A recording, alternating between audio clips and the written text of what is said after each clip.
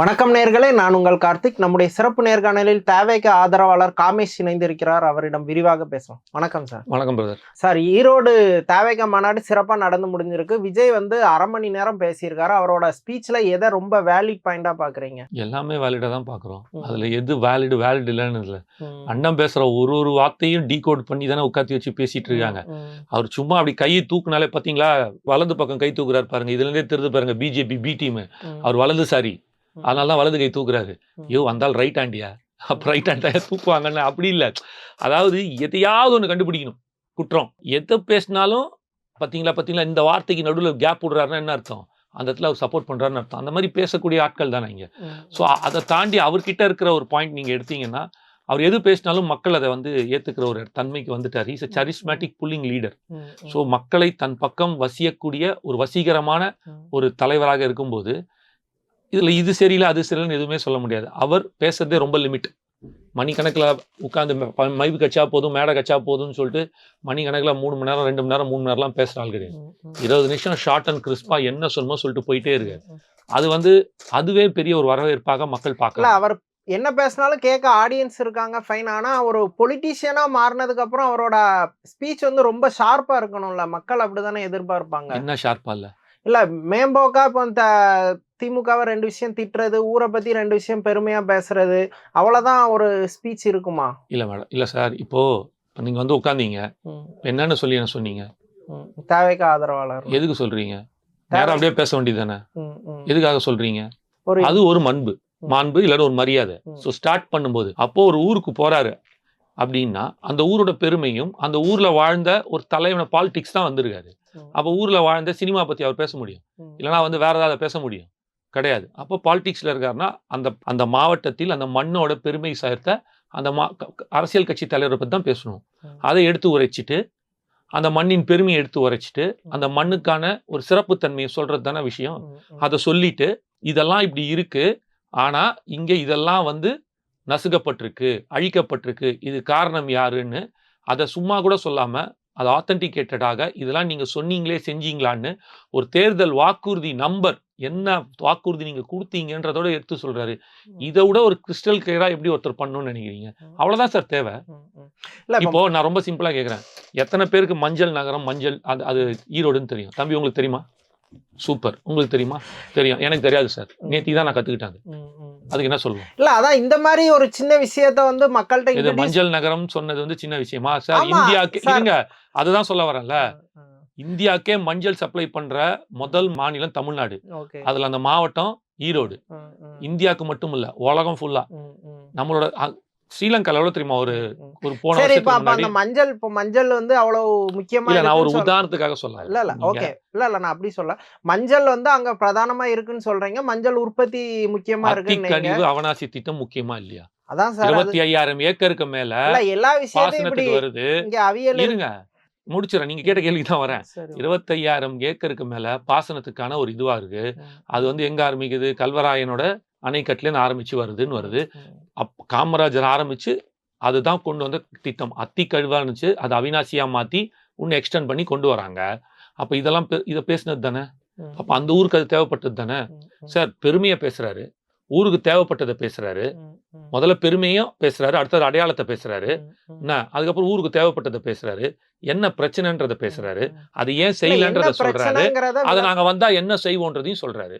6 விஷயத்த தெளிவா அழகா கிறிஸ்டல் கிளியரா பஞ்ச், அதாவது ஓப்பனிங், இன்டர்வல் பிளாக், எண்டிங், கிளைமேக்ஸ்ன்ற மாதிரி அழகா கொடுக்குறாரு. அதான் திரும்ப திரும்ப இத ஒரு சினிமா பாணியிலே அப்ரோச் பண்றாரு. இத சொன்னோனே நீங்க சினிமான்னு சொல்ல வரீங்க. ஒரு 2 பஞ்ச் டயலாக் திமுகவை திட்டி 2 வார்த்தை அப்படிங்கிற லெவல்ல தானே இருக்கு. இப்ப மஞ்சள் சார்ந்து அவ்வளவு பேசியிருக்காரு. இப்ப மஞ்சள் விளைவிக்கிறதுல என்ன பிரச்சனை, எத்தனை மக்கள் அதை சார்ந்து இருக்கிறாங்க, அதோட பொருளாதாரம் என்ன, அந்த விஷயங்கள எங்க விரிவா பேசுறாரு. மஞ்சள் நகரம் இது. இந்த மஞ்சளுக்கு அததான் சார் சொல்ல வராரு. தேர்தல் வாக்குறுதியில இப்படி ஒண்ணு சொன்னீங்க, இதை செஞ்சீங்களான்னு கேட்டார்ல. காளிங்கராயன் இதுக்கு கொண்டு வந்திருக்கீங்க நீர் தேக்கத்துக்கு, இத பத்தி ஏன் பண்ணல?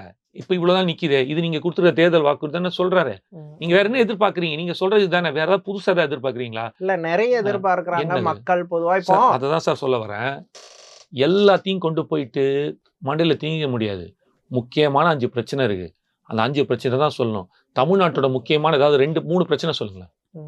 3 பிரச்சனை சும்மா சொல்லுங்க. இல்ல எனக்கு சடனா இப்போ ஞாபகம் வரல. மத்திய அரசு இருந்து நிதி வராதது சரி, முக்கிய ஒண்ணு. பிரச்சனையா அது இருக்கு. ஒண்ணுதான் பிரச்சனை. இல்ல அதை சார்ந்த நிறைய விஷயங்கள், கட்டமைப்பு சார்ந்த நிறைய இம்ப்ரூவ்மெண்ட்ஸ் தேவைப்படுது. டாஸ்மாக் சார்ந்த பிரச்சனைகள் இருக்கு, ம். பொருளாதார பிரச்சனைகள், ஜாதி பிரச்சனைகள்னு நிறைய விஷயங்கள் இருக்கு. அவ்வளவுதானே. அது ஏன் சார் மேலோட்டமா சொல்றீங்க? ஒன்னொன்னையும் பின் பாயிண்ட் பண்ணி இப்ப நான் உங்ககிட்ட வந்து தமிழ்நாட்டில் இருக்கிற எல்லா பிரச்சனையும் சொல்லுன்னு கேட்கல.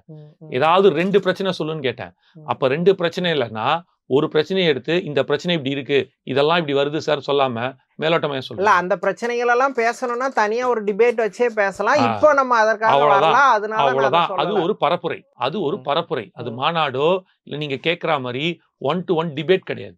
இல்லைன்னா இன்டர்வியூ கிடையாது. ஒரு 20 நிமிஷம் கொடுக்கக்கூடிய பரப்புரை. 11 மணில இருந்து 1 மணிக்கு கொடுத்திருக்கிற பர்மிஷன். அவ்வளவுதான். அதுல ஒரு 20 நிமிஷம் கொடுக்கக்கூடிய ஒரு சாதாரண பரப்புரை தான்.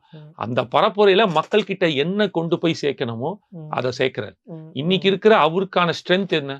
இப்போ அதிமுக திமுக எதிர்க்குமா, காங்கிரஸ் எதிர்க்குமா? திமுகவை எதிர்க்கும். திமுக பாஜக எதிர்க்குமா, இல்லைன்னா வந்து இவங்களை எதிர்க்குமா? யார? வேற ஒரு கட்சி எதிர்கட்சி. இப்ப நாம் தமிழர் வச்சுப்போமே உதாரணத்துக்கு, எதிர்க்குமா? பாஜக எதிர்க்கும். அப்போ ஒவ்வொருத்தரும் ஒரு ஸ்ட்ரென்த்ல விளையாடுறாங்க. ஏன் அதிமுக திமுக எதிர்க்குது? ஏன்னா திமுக வந்து எங்களோட வந்து பிரதான எதிரி, தீய சக்தி திமுக தான் கட்சியை ஆரம்பிச்சு வந்தவங்க. அவங்களுக்கு அவங்க மட்டும்தான் நோக்கம். திமுக ஏன் பாஜக எதிர்க்குது? ஏன்னா ஒரு குறிப்பிட்ட சமுதாயத்தை ஓட்ட வாங்கறதுக்காக வேலை செய்யறாங்க. அப்ப அவங்களதான் எதிர்ப்பாங்க. உள்ள அதை போங்கி அதிமுக எதிர்க்கும். குறிப்பிட்ட சமுதாய ஓட்ட வாங்குறதுக்காக எதிர்க்கலாம். அவங்க மத்திய அரசு அந்த நிலைப்பாடுல நிறைய விஷயத்தை எதிர்பார்க்க. அவ்வளவுதான். கொள்கை கோட்பாடுலாம் உங்களுக்கு கிடையாது. இன்னைக்கு திமுக ஒரே ஒண்ணுதான். பாஜக எதிர்ப்பு தான் ஒரே கொள்கை கோட்பாடு. தேவைக்காவோட கொள்கை கோட்பாடு சார் அதான் சொல்ல வரேன். அப்போ ஒவ்வொருத்தருக்கும் ஒரு ஸ்ட்ரென்த் இருக்குல்ல, இந்த ஸ்ட்ரென்த்ல தான் விளையாடுவாங்க. இப்ப தமிழ் தேசியம் யார் பேசுறா? சீமான் ஏன்னா அவரோட ஸ்ட்ரென்த் அது. அந்த மாதிரி 2K கிட்ஸா இருக்கட்டும், ஜென்சி கிட்ஸா இருக்கட்டும், அவர் தான் அதோட மெயின் ஸ்ட்ரென்த். அவரு பெண்கள் இந்த 3 பேர் தான் அவரோட மெயின் ஸ்ட்ரென்த் விஜய்நாக். அப்ப அவங்களுக்கு புரியுற மாதிரி, அவங்க கனெக்ட் ஆகிற மாதிரி ஷார்ட் அண்ட் கிறிஸ்பா ஒரு 15 நிமிஷத்துல இதான்ப்பா பிரச்சனை, இப்படி நடந்திருக்குப்பா, இப்படி போகுதுப்பா அப்படின்னு சொன்னாதான் கண்ட்ரோல். மைக்கா புஷ்டு 3 மணி நேரம் பேசினாருன்னா மக்கள் ஏத்துக்க மாட்டான், பார்க்க மாட்டான் பெருசா. சரி, மக்கள் பாக்குறது பார்க்காதது ஒரு விஷயம். இப்போ வந்து சீமான் வந்து என்னோட ஸ்ட்ரென்த் இதுதாங்கிறதுக்காண்டி ஏதோ ஒரு விஷயத்த பேசல, அவரோட தமிழ் தேசியத்தை தான் பேசுறாரு. இப்ப திமுக அவங்களோட ஸ்ட்ரென்த் இதுதான் ஏதோ ஒரு விஷயத்த பேசலாம், அவங்களோட திராவிட கொள்கை மாநில சுயாட்சியை தான் பேசுறாங்க.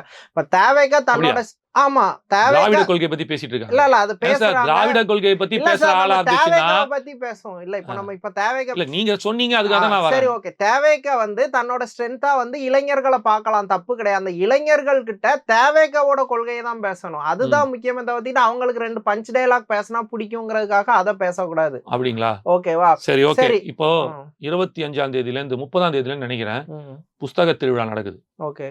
இதுல நம்மளோட YMCA நீங்க வாங்க, நம்ம 2 பேரும் போவோம். கண்டிப்பா நான் வரேன். பொங்கல் வரைக்கும் நடக்க போகுது. ஒரு 15-20 நாள் போய் பார்ப்போம். பெரியார் புக்கு, காமராஜர் புக்கு இதெல்லாம் எவ்வளவு விக்குதுன்றத போய் பார்ப்போம். இந்த ஆண்டு எவ்வளவு விக்குது, போன ஆண்டு எவ்வளவு வித்துச்சு, அதுக்கு முந்தின ஆண்டு எவ்வளவு வித்துச்சு, ஒரு கட்சி ஆரம்பிக்கு மாதிரி எவ்வளவு வித்துச்சுன்றத நம்ம உட்காந்து பேசுவோம். எங்கேயாவது ஒரு இடத்துல நீங்க சொல்றீங்களே பஞ்ச் டைலாக்னு, இவர் எங்கேயா பஞ்ச் டைலாக் பேசியிருக்காருன்னு எந்த அர்த்தத்துல சொல்றீங்க? விஜய் தான் நேத்து இல்ல சார், நான் சொல்ல வரேன், ஒரு சாதாரணமா பேசுறதை நீங்க பஞ்ச் டைலாக், ஏன்னா அவர் நடிகரா பேசுறாரு. நான் இப்ப கேக்குறேன், சிஎம் பேசினாரு, என் கேரக்டரே புரிஞ்சுக்க மாட்டேங்கிறீன்னு. அது வந்து அது வந்து இருங்க, அது வந்து என்ன திமுகவோட கொள்கையில இருக்காது. என்னோட கேரக்டரே புரிஞ்சுக்க மாட்டேங்கிறன்றது. இது பெரியார் கிட்ட இருந்தும் ஜஸ்டிஸ் பார்ட்டில இருந்தும் திமுகவோட பிரதான சமூக நீதி கொள்கையில இருக்காது. நீங்க சொன்னது இப்ப யார் பஞ்ச் டைலாக் பேசினார்? நான் முடிக்கிறேன், நீங்க கேட்ட கேள்விக்கு தான் வரேன். எங்கேயாவது ஒரு இடத்துல இவரு நீங்க சொன்னீங்கல்ல சினிமா பத்தி இவர் பேசியிருக்காரா? சினிமாவை பத்தி பேசுறாரு, அப்புறம் பஞ்ச் டைலாக்ன்றீங்க. சினிமா பாணியில பேசுறது அப்படிங்கிறது எனக்கு தமிழ் தானே பேசுறாரு. ஓகே சார், ரொம்ப இல்ல தமிழ் தானே பேசுறாரு. நானும் தமிழ் தானே பேசுறேன். அப்ப நான் பேசுறது வந்து இப்ப நான் ஒரு ரைமிங்லோ டைமிங்லோ ஒரு விஷயத்தை இப்ப நான் உங்ககிட்ட சொன்னேன் அப்படின்னா உடனே அது வந்து பஞ்ச் டைலாக்கா மாறுதா?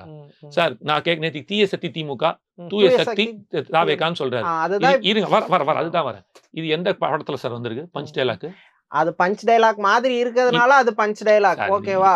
அது நீங்க எடுத்துக்கிற பெர்ஸ்பெக்டிவ்க்கு பொறுப்பு கிடையாது. அப்ப இருங்க அப்ப இதே ஜெயலலிதா அம்மா தீய சக்தி திமுகவை ஒழிப்போம்னாங்க. இதே எம்ஜிஆர் தீய சக்தி திமுக ஒழிக்கிறதுக்கு தான் அதிமுக ஆரம்பிச்சிருக்கு. நாங்க அவங்கலாம் பஞ்ச் டயலாக் பேசினாங்களா? தீய சக்தி திமுகவை ஒழிப்போம்னு சொன்னாங்க. தீய சக்தி திமுக, தூய சக்தி அதிமுக அவங்க பஞ்சா பேசினாரு. ஒழிப்போம் அழிப்போம்லாம் சொல்ல. ஏன்னா அவரோட எண்ணம் திமுக அழிக்கிறதோ தாவேக அதிமுக அழிக்கிறதோ எண்ணம் கிடையாது. அவருக்கு ஒரு மாற்றம் கொடுக்கணும். அதை நோக்கி தான் அங்க பழகுறாரு. இப்ப திமுக எதனால தீய சக்தி, தாவேக எதனால தூய சக்தி? அதான் மக்களுக்கே தெரியுதுல்ல. மக்களுக்கு தெரியறது இருக்கட்டும், நீங்க விளக்குங்க. சார் நீங்க அததான் சார் சொல்ல வரேன். நீங்க இப்ப உங்ககிட்ட ஒரு விஷயம் கேட்டேன், மேலோட்டமா என்னங்க பிரச்சனைன்னு ஒரு 2 விஷயம் இது இருக்குன்றீங்க. ஏன் சார் நான் 2 விஷயம் கேட்டேன், மொத்தமா விளக்கலையே அப்படின்னா, சார் அதெல்லாம் விளக்கிட்டு இருக்க முடியுமா சார் உட்காந்துட்டு இவ்வளவு நேரத்துக்கு? அது தனியா ஒரு டிபேட் பண்ணணும். நீங்க நேற்றுக்கு அவருக்கு கொடுத்து பேசினது 20 நிமிஷம். 20 நிமிஷத்துல ஏன் தீய சக்தி அதுக்கு சொல்றாருல, நானும் ஏன் இவ்வளவு கடுமையா விமர்சிங்க நான் யோசிச்சேன். ஆனா வந்ததுக்கு அப்புறம் தான் தெரிஞ்சது இது எந்த அளவுக்கு தீய சக்தியா இருக்கு அப்படின்ட்டுன்னு. எங்களுக்கு நமக்கும் பிரச்சனை, யார் வந்தாலும் யாரையும் வளர விடாம பிரச்சனை பண்ணுவாங்க. அதை தாண்டி எந்த வாக்குறுதிகள் கொடுக்குற கொள்ளையடிக்கிற கூட்டம் சொல்லிட்டாரு. நீங்க கொள்கையில இருக்கிற கூட்டம் இல்ல, கொள்ளையடிக்கும் தான் உங்களோட கொள்கையே. அந்த கூட்டத்துல வரீங்க. பெரியார் பேரை வச்சுக்கிட்டு, அண்ணா பேரை வச்சுக்கிட்டு கொள்ளடிக்காதீங்கன்றாருல, அதுவே தீய சக்தியா பார்க்கப்படுதுல. எல்லா அமைச்சர் மேல எத்தனை ஊழல் வழக்கு இருக்கு, எத்தனை அமைச்சர் மேல வந்து இந்த என்கொயரி வச்சிருக்காங்க. ஸோ இந்த மாதிரி நீங்க எடுத்துக்கிட்டே போலாம். எங்க இடத்துல ப்ராப்ளம் இல்லை தமிழ்நாட்டுல? ஜாதி பிரச்சனை இல்லையா, இந்த பிரச்சனை இல்லையா, வளர்ச்சி என்ன? அதாவது நான் சொல்லணும்னா திருப்பி இதை உட்காந்து பேசி எனக்கே போர் அடிக்குது. எவ்வளவு வாட்டி தான் இதை சொல்றது அப்படின்ற மாதிரியே இருக்குது. அவர் சொன்ன பாயிண்ட் என்னன்னா, இது ஏன் அப்படின்னு ஒரு பிரிச்சு காமிச்சார்ல. இப்போ தான் ஒரு தூய சக்தி ஒரு நல்லதை காட்டணும், உங்களை மாதிரி ஒரு புத்திசாலியை காட்டணும், என்ன மாதிரி ஒரு முட்டாளை காமிச்சாதான் நீங்க புத்திசாலின்னு தெரியும். அப்படிலாம் இல்ல. வர நான் அப்படிதான் சொல்லுவேன். இல்ல அப்படிலாம் அவசியம் கிடையாது. நம்ம அறிவாளியா சார். காட்டுறதுக்கு இன்னொருத்தர் நான் பேசவே இல்லையே சார், நான் ஒன்னும் முடிக்கவே இல்லையே சார். அததான் சார் சொல்ல வரேன். நான் முடிச்சதுக்கு அப்புறம் கேளுங்க. ஒரு புத்திசாலி எப்படி தெரிவாரு? ஒரு புத்திசாலியா இருந்தா புத்திசாலியா அவ்வளவுதான். அந்த புத்திசாலி தெரியறதுக்கு சரி ஒரு நல்லவன் எப்படி தெரியும்? நல்லவனா இருந்தா தெரிய போறான் சார். அது கெட்டவனை பார்க்கும்போதுதான். காந்தி நல்லவனா இருக்காரு, இன்னொருத்தர் கெட்டவனா இருக்கணும்னு அவசியம் அது கோட்சே வந்து கொல்லும்போது தான் கோட்சே கொன்னாண்டா அப்படின்ட்டு புரிஞ்சுக்கங்க. அததான் சொல்ல வரேன். தேசப்பிதாவை கொல்லும்போது எப்படி பாக்குறாங்க டிஃபரன்ஸ் இருக்குல்ல. ஒரு நல்லவனை காட்ட வேண்டும் என்றால் அதற்கான ஒரு எக்ஸாம்பிளாக தீயவனை காட்ட வேண்டிய சூழ்நிலை இன்னைக்கு இருக்கு. புரிஞ்சுக்குங்க. ஒரு நல்லவனை காட்டணும்னா ஒரு தீயவனை காட்ட வேண்டிய சூழ்நிலை இன்னைக்கு இருக்கு. அதனாலதான் அதை காட்டணும். இப்ப அவர் வராரு, விஜய் நல்லவனா காட்டிக்க, திமுகவை கெட்டவனா காட்டுதா? அதான் சார் கொடுங்க, 2 நிமிஷம் கொடுங்களேன், நான் சொல்லி முடிக்கிறேனே. அப்போ அவர் பேசும்போது இனி நாம் வந்து தூய சக்தி தாவேகா அப்படின்னு சொல்லிட்டு போயிருந்தா அது மக்கள் கிட்ட ரீச் ஆகி ஒரு ஃபோர்ஸ் கிடைச்சிருக்குமா? தீய சக்தி திமுக மாற்று தூய சக்தி தாவேகா சொல்றது போய் ரீச் ஆயிருக்கா? அப்போ அந்த ரீச், அந்த ஒரு அது மார்க்கெட்டிங் கூட வச்சுக்கீங்களேன், அது ஸ்ட்ராட்டஜிக்கலான ஒரு பொலிட்டிக்கல் ஸ்ட்ராட்டஜின்னு கூட வச்சுங்க. இது வின்னிங் ஃபார்முலா தானே. எம்ஜிஆர் ஐயா அதை எடுத்தாரா? 2 முறை ஜெயிச்சாரா? எம்ஜிஆர் ஐயா எடுத்தாரா? 2 முறை ஜெயிச்சாரா? அம்மா எடுத்தாங்களா? 2 முறை ஜெயிச்சிருக்காங்களா? தொடர்ந்து நான் பேசுறேன். அப்போ மக்கள் இதை உணர்றான். அப்போ அதை வந்து எடுக்கிறாரு. இது காலப்போக்கில் இப்போ எலெக்ஷன் வருது சார், இன்னும் ஆக்சலரேட் பண்ணோம். என்ன பேசுவீங்க? இன்னைக்கு இதை சொன்னனால இதை பேசுறீங்க, இதை பேசாம ஏங்க போன வாட்டி அதையா பேசுறாரு, அதுக்கு முந்தின வாட்டி அதையா பேசுறாரு. அவர்கிட்ட அதுக்கு மேல ஒரு ஃபோர்ஸ் இல்லைங்க, அவ்வளவுதாங்க. அதுக்கப்புறம் முடிஞ்சிச்சா? சேச்சுரேஷன் ஆயிட்டாராங்க, இதுக்கு மேல அவர்கிட்ட பேச எதுவும் இல்லையான்னு கேட்குறீங்க. ஸோ ஒரு எதிர்பார்ப்பு நீங்க வைக்கும்போது அதை கொண்டு வந்து கொடுத்தானா இது ஏன் இப்படின்றீங்க. அதான் தெளிவுபடுத்துறா, நான் என்ன பேசணும் நீங்க முடிவெடுக்காதீங்க. நான் என்ன பேசியிருக்கேனோ அந்த கருத்தியெல்லாம் வாங்க உட்காந்து இது பேசுவோம், விவாதிப்போன்றாரு. ஸோ அந்த விவாதத்தை எடுக்கும்போது நேற்று அவர் இன்னும் ஆக்சிலேட் பண்றாரு, காட்டமாக வர்றாரு. அப்படி வேணா வச்சுட்டா புரியும் நினைக்கிறேன். இன்னும் பெட்டரா காட்டமாக வந்து இடிக்கிறாரு, இன்னும் ஃபோர்ஸ்ஃபுல்லா இருக்க போறாரு திமுக எதிர்த்து. அதற்கு பல காரணங்கள் இருக்கு. அதுல கரூர் சம்பவம் ஒரு காரணமாக இருக்கிறதுக்கான வாய்ப்பை உண்டாக்குது. ஓகே, இப்போ அரசியல் தலைவர்கள் வந்து இப்படி பொது வெளியில ஒரு மாநாடு மாதிரியோ இல்ல பிரச்சார கூட்டம் மாதிரியோ பேசுறது ஒரு விஷயம். அதர் தென் தொடர்ந்து அறிக்கைகள் கொடுக்கறது, களத்துல போராட்டம் பண்றதுன்ட்டு வந்து ஒரு அரசியல் கட்சி 24/7 இயங்கிக்கிட்டே இருக்கணும். தேவைக்கேட்ட ஏன் அது தொடர்ந்து லேக் ஆகுது? இப்ப திருப்பரங்குன்ற மாதிரி ஒரு பெரிய விஷயம் நடக்கு, தேவைக்கோட நிலைப்பாடு என்னங்கிறது இப்ப வரைக்கும் தெரியல. இதெல்லாம் மக்களோட நிர்மல்குமார் பேசினது கேட்கலையா?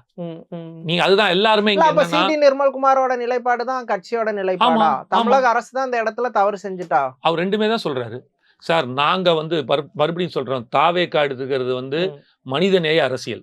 ஆனா இங்க மத அரசியலை பண்ணிட்டு இருக்காங்க. யாரு? 2 பேரும். மத அரசியல் 2 பேருமே பண்றாங்க. ஒரு மதத்தை சார்ந்து என்ன அதுக்கு பாஜக பண்ணுது, இன்னொரு மதத்தோட வாக்குகளை பெற வேண்டும் என்பதற்காக திமுக பண்ணுது. திமுக வந்து 2 பேரையும் தான் நாங்க சொல்றோம். 2 பேரும் எடுக்கிற மத அரசியலை நாங்கள் இது தொடல. வந்து மக்கள் வந்து மனிதநேய அரசியல்ல சார் இருக்கா, நீங்க அதுக்கு பின்னாடி நாங்க நிக்கிறோம்னு சார் சொல்ல வரேன். நீங்க பண்றது வந்து தென்னை மரத்துல ஒரு குத்து, வாழை மரத்துல ஒரு குத்துங்கிற நான் மாதிரி 2மே இருக்கு. குத்தவே அப்படி இல்லையே. கிடையாது. இல்ல நான் இப்ப குத்தவே இப்ப இல்லையே. நீங்க திமுக ஒரு தப்பு, இதுவும் தப்புன்னா சார் நாங்க 2 பேரும் எடுக்கிற மத அரசியலை 2 நீங்க தான் கேட்டீங்க யார் எடுக்க, நான் வெறும் ம், மத அரசியல் மட்டும் தான் சொன்னேன். ம், ம், நாங்க எடுக்கிறது மனிதநேய அரசியல் சொல்றோம். ம், ம், நாங்க மக்கள் பின்னாடி நிக்கிறோம். அங்க இருக்கிற ம், மக்கள் கிட்ட பிரச்சனை இருக்கா? அந்த ம், மக்களுக்குள்ள சண்டை இருக்கா? ம், பக்கத்துல இந்த பக்கம் வந்து ஒருத்தன் கணேசா திருப்பரங்குன்றம் முருகப்பெருமான் விபூதின்னு ஒருத்தன் வச்சிருக்கான். இந்த ம். பக்கம் நீங்க பாத்தீங்க அப்படின்னா அஜ்மீர் அகுல்லா பிளாஸ்டிக் கடைன்னு ஒண்ணு வச்சிருக்கான். 2 பேரும் பக்கத்துல உட்கார்ந்து 2 பேரும் இருக்கிறாங்க. ஒண்ணா தான் டீ வாங்கி மக்கள்ட்ட எந்த குடிக்கிறாங்க. பிரச்சனையும் இல்ல. அப்புறம் என்ன? அப்ப இது அரசியலாக்கி ம், இது மூலமாக ஓட்டு வாங்கணும்ன்ற எண்ணத்திலையும் பிரிவினைவாதம் பண்றது மத அரசியல் செய்யற அவங்க ஆ. தான். நாங்க மனித நேர சரி, அரசியல் ஓகே. இருக்கோம், மக்கள் அரசியல் இருக்கனால நாங்க அதை பத்தி பேசல. பாஜகவும் மத அரசியல் பண்ணுது, திமுகவும் மத அரசியல் பண்ணுது. இப்போ பிரச்சனை என்னன்னா, அந்த சர்ச்சைக்குரிய தூண்ல விளக்கு ஏத்தலாமா, ஏத்தக்கூடாதாங்கிறது தவேகாவோட நிலைப்பாடு. ஏத்தலாமா, ஏத்தக்கூடாதா? சிடி நிமக்குமார் சொல்லிட்டாருல தெளிவா. என்ன இந்த சொன்னாரு? இடத்துல வந்து இப்ப ரொம்ப சிம்பிளா சொல்றேனே, ம், இப்ப இது எப்படி பார்க்கணும் அப்படின்னா, இப்ப நம்ம அதை நோக்கி தான் பயணிக்கிறோம். ஒருவேளை இல்லங்க கோர்ட் உத்தரவு கொடுத்துருக்குங்க, நம்ம கோர்ட்டை மதிக்கணும் ஆஸ் பர் கான்ஸ்டிடியூஷன் அப்படின்னு சொல்லியிருந்தாரு வச்சுக்கோங்க. ம், ஒரு ம், உதாரணத்துக்கு ஒரு எக்ஸாம்பிளுக்கு தான் பேசுறேன். இது வந்து சொல்லியிருந்தா வச்சுங்க, நாங்க தான் சொன்னோமே ஒரு பாஜக பி டீம்னு அப்படின்னு சொல்லிட்டு அப்படியே உருட்டிடுவாங்க எடுத்து வச்சு. இல்லங்க இது பண்ணக்கூடாதுங்க, அந்த இடத்துல ஏத்தக்கூடாதுங்க, இது தவறுங்க, கோர்ட்டு சொன்னாலும் இது ஏத்துக்கொள்ள முடியாது, தவறுங்க, ஏத்தக்கூடாதுன்னு சொல்லியிருந்தாரு வச்சுங்களேன். ம், இதனால விஜய் அண்ணா மத கலவரத்தை உண்டாக்க பிளான் பண்றாரு அப்படின்னு இந்த டீம் ஒண்ணு சொல்லும். ம், ம், புரியுதுங்களா? 2வது அப்புறம் என்ன சொல்லும், ஏண்டா கொள்கை தலைவரா அம்பேத்கரை வச்சுக்கிட்டு ம். ஆஸ் பர் கான்ஸ்டிடியூஷன் ஒரு ஜட்ஜ் நீதியரசர் ஒரு தீர்ப்பு கொடுத்திருக்காரு. கான்ஸ்டிடியூஷன் ரைட்ஸ் பிரகாரம் தான் அவரால பேச முடியும். அவரா சொல்ல முடியாது. இதெல்லாம் தோடிட்டு காட்சி சொல்றாரு. அப்போ உங்க கொள்கை தலைவரை நீங்க அவமதிக்கிறீங்களா அப்படின்னு ஒரு கேள்விகள் வரும். சோ இந்த மாதிரி எல்லா ஓகே, விதத்திலயுமே அப்போ 4 பக்கத்துல இருந்து விமர்சனம் வருது. நான் சேஃபா ப்ளே பண்றேன், எதுவுமே பண்ண தவறு இல்லையே, மாட்டேன்னு. அரசியல்ல தவறு இல்லையே, இல்ல அரசியல்ல அது தப்பு. தப்பு கிடையாது. அது தப்பு. இல்லங்க அது கிடையவே ஆ, கிடையாது. நீங்க இல்ல, எடுக்கிற இல்ல. முடிவு இருக்குல்ல, சில சமயம் அரசாங்கம் எடுக்கிற முடிவு இருக்குல்ல, ம், ம். சாதகமாவும் இருக்காது, எந்த பாதகமாவும் இருக்காது. விமர்சனம் வந்தாலும் வரேன் சார். பரவாயில்லன்னு என் ஸ்டாண்ட வெளிப்படுத்துறது தான் அரசியல். அததான் நான் சொல்ல வரேன். அது எதுக்கு நாங்க எப்ப சொல்லுவோம்னா, ம், மக்களிடம் பிரச்சனை இருக்கிறது, 2 மக்களுக்குள்ள 2 சமுதாயத்துக்குள்ள சண்டை வந்துச்சு, ப்ராப்ளம்னா நம்ம பேசணும். நம்ம பண்றதே மக்களுக்கு. நீங்க ஓட்டு வாங்குறதுக்கு நீங்க 2 பேரும் கூத்தடிச்சிட்டு இருப்பீங்க. அதுக்கு நான் என் தலையை கொண்டு தலையை விட்டுட்டு மாட்டிக்கணும்னு அவசியம் கிடையாதுல்ல. நான் சொல்ல வர்றது அதுதான். நாங்க என்ன சொல்ல வரோம், ஐயா 2 மக்களுக்குள்ள பிரச்சனை இருக்கா? அங்க இருக்கிற வந்து தர்காக்கு போறவனும் கோயிலுக்கு போறவங்களும் சண்டை ஆயிடுச்சா? அவங்க அடிச்சுக்கிட்டாங்களா? இந்த மாதிரி இஷ்யூஸ். அவனுங்கெல்லாம் சந்தோஷமா தான் இருக்கானுங்க. அவங்களுக்குள்ள ஒரு ஒத்துமையோட இருக்கிற மக்கள். இந்த பூமி அப்படிப்பட்ட பூமி. இல்ல, இப்ப புரியுதுங்களா? விஜய வந்து அப்போ இளைஞர்கள் இருங்க. அப்படி இருக்கிற சமயத்துல மனிதநேயத்தை மட்டுமே பின்பற்றி மனிதநேய அரசியலையும் மக்கள் அரசியலையும் தேர்ந்தெடுத்துட்டு போகும்போது, நீங்கள் வெறும் மத அரசியலை கொண்டு வர ஒரு கட்சி தனக்கு இஸ்லாமியர்கள் ஓட்டோ கிறிஸ்துவர்கள் ஓட்டோ தன் பக்கம் வரணும் அப்படின்னா, இப்படி ஒரு நீதிமன்ற அவமதிப்பே இருந்தாலும் நான் செய்வேன். அது செய்யலன்றது அடுத்தது. அதுக்கு நீ அட்லீஸ்ட் வந்து இதுக்கு போயிருக்கணும். அப்பீலாவது போயிருக்கணும். அந்த நீதிமன்ற அப்பீலுக்கு மேல. அப்பெல்லாம் போகதான் இதுக்கப்புறம் தான் செஞ்சிருக்காங்க. போயிருக்காங்க. அப்ப இல்ல, இல்ல, வரைக்கும் போகலையே. சார் அது சார், இன்ஸ்டன்டா ஜி.ஆர். நடக்கும்போது சுவாமிநாதன் கொடுத்து 2 நாள் ஆச்சு சார். சார் கொடுத்த 6ஆம் உடனே தேதி 6 மணி வரைக்கும் டைம் இருக்குன்னு சொன்னாங்க. அது வரைக்கும் அவங்க செய்யல. சார் அதுக்கப்புறம் வந்து நான் பேசல. 52 நீதியரசர் சொல்லியிருக்காரு. இம்பீச்மென்ட் போட்டிருக்காங்க தெரியுமா? ஜி.ஆர். சுவாமிநாதன் மேல. இது வந்து சட்டப்படி கான்ஸ்டிடியூஷன் பிரகாரமே ஒரு அரசாங்கம் எடுக்கிறது ஒரு தவறான முடிவு. இது எடுக்கிறதே தவறுன்னு 52 நீதி அரசர்கள் இந்தியா ஃபுல்லா கொடுத்திருக்காங்க. இது வரைக்கும் இந்த மாதிரி நடந்ததே இல்லையா? இதை எதுக்கு செய்யறாங்க நான் சொல்றேன். ஏன்னா இதுக்கும் காரணம் விஜயண்ணா தான். ஏன்னா ஒரு குறிப்பிட்ட சமுதாய ஓட்டை தன் பக்கம் திருப்பி விட்டார். இதை நம்ம நிலைநாட்டணும்னா இது கெட்ட பேர் வந்தாலும் பரவாயில்ல, நம்மளோட நான் ஸ்டாண்ட் சொன்னல, அவர்களோட ஓட்டை வச்சு நம்மளோட ஸ்ட்ரென்த்னு இந்த ஸ்ட்ரென்த்தை காப்பாத்துக்காக செஞ்ச விஷயம் தான் இது. ஆனா நாங்க என்ன சொல்றோம், வெறும் மக்களுக்கு அரசியல், வெறும் ஓட்டு அரசியலுக்காக இப்படிலாம் செய்யற ஆள் இல்ல. உண்மையாவே மக்களுக்கு என்ன நடக்கணுமோ அதை நடப்போம். பிரச்சனையே இல்லாத இடத்துல ஏன் சார் பிரச்சனையை பத்தி பேசினீங்க? இது அரசாங்கத்துக்கும் ஒரு கோர்ட்டுக்கும் ஒரு நீதித்துறைக்கும் அரசாங்கத்துக்கும் நடக்கிற பிரச்சனை. அந்த அரசாங்கமா உட்கார்ந்து இருக்கிறவங்க அதை நோக்கி பயணிக்கணும். அவங்க தான் கொண்டு வரணும். எல்லாத்துக்கும் தலையிட்டு பண்ணணும்ன்ற அவசியம் கிடையாது. அதுதான் நம்ம பேசிட்டு இருக்கோம் அந்த இடத்துல. சரி, இப்போ வந்து இஸ்லாமியர்களோட ஓட்டை வாங்குறதுக்காக திமுக இப்படி பண்ணுதுன்னு சொல்றீங்க. அப்போ வந்து விஜய் வந்து இஸ்லாமியர்களோட பண்டிகையில போய் பங்கேற்று தொழுகெல்லாம் நடத்துறாரு. அது வந்து இஸ்லாமியர்களை கவர்றதுக்காக இல்லையா? அப்படி பார்த்தா விநாயகர் சதுர்த்தி கூட தான் வாழ்த்து சொல்றாரு, செய்யறாரு. அவர் வீட்டு வாசல விநாயகர் சதுர்த்தி விநாயகர் சிலை இருக்குது. அப்ப என்ன பண்ணலாம்? நீங்க சொன்னது அவங்க அம்மாவுக்கு சாய்பாபா கோயில் கட்டி கொடுத்துருக்காரு. என்ன பண்ணலாம்? அது எல்லாத்தையும் அவர் இல்ல, இருங்க சார். விளம்பரப்படுத்தியிருக்காரு. கட்சி ஒரு அரசு அதோட கடமையை செய்யறத நீங்க வந்து மத ரீதியா திருப்புறீங்க. சரியா?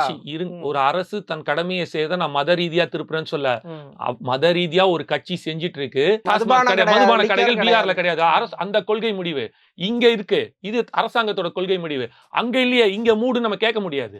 அப்ப ஏன் பரந்தூர்ல விமான நிலையம் வேணும்னு அரசு சொல்லுது, வேண்டான்னு ஏன் தேவைக்க சொல்லுது? மக்கள் பிரச்சனை நிக்கிறான் சார். சொல்லுது சார், நான் ரொம்ப சிம்பிளா கேக்குறேன். விவசாயிங்க பிரச்சனை போராடுறான்ல, எந்த விவசாயம் போராடல வச்சுங்க, நாங்க ஏன் கேட்க போறோம்? இங்கேயும் தான் ஒரு தரப்பு வந்து விளக்கு ஏத்தணும்னு போராடுறாங்க. அப்போ அதுவும் ஒரு மக்கள் பிரச்சனை தானே. அது இது அததான் சொல்ல வர. யார் போராடுறா? அந்த ஊர் மக்கள். பெரந்தூர்ல பரந்தூர் விமான நிலையத்தில் இருக்கிற 13 கிராம மக்கள் போராடுறான்.